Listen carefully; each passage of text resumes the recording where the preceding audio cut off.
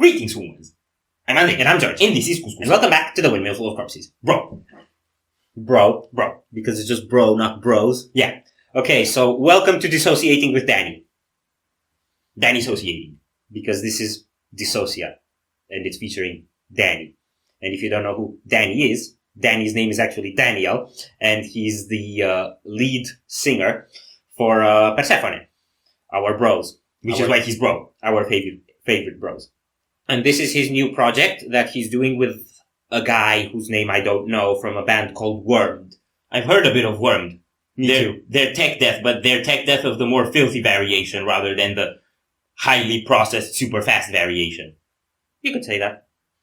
And this is their first ever single, I think. They're signed to Willowtip, and it's called Existentialist. Willowtip has nasty stuff. This is gonna be great. I agree. Yeah. Just the intro.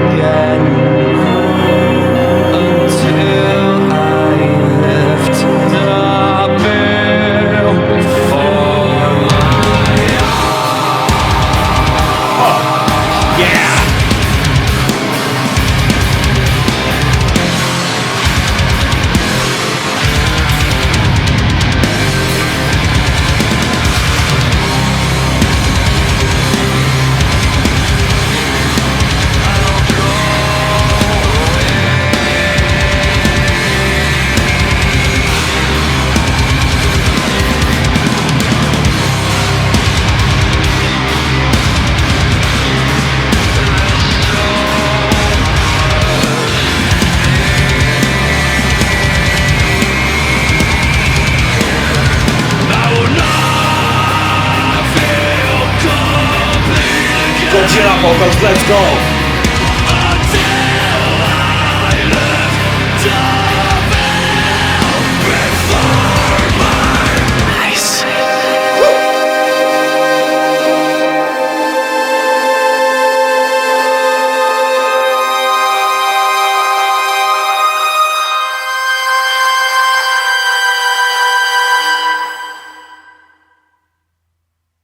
Holy crap-a-moly. I think this was trying to make me dissociate.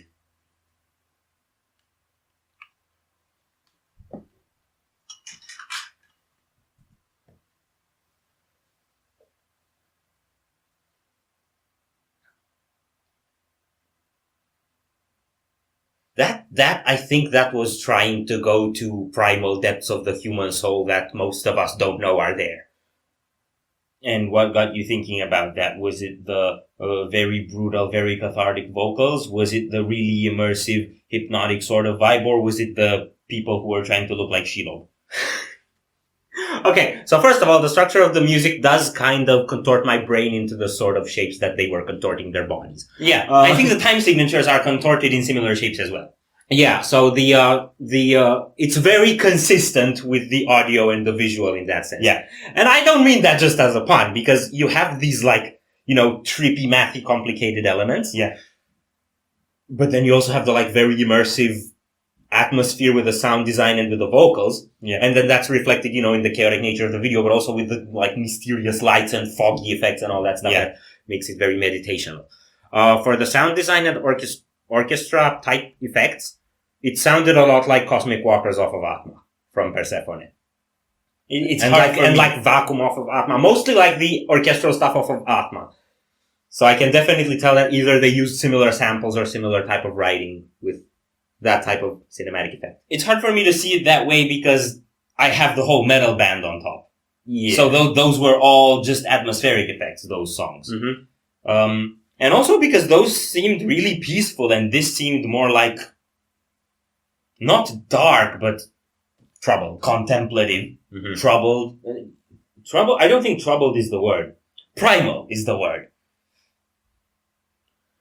Yeah.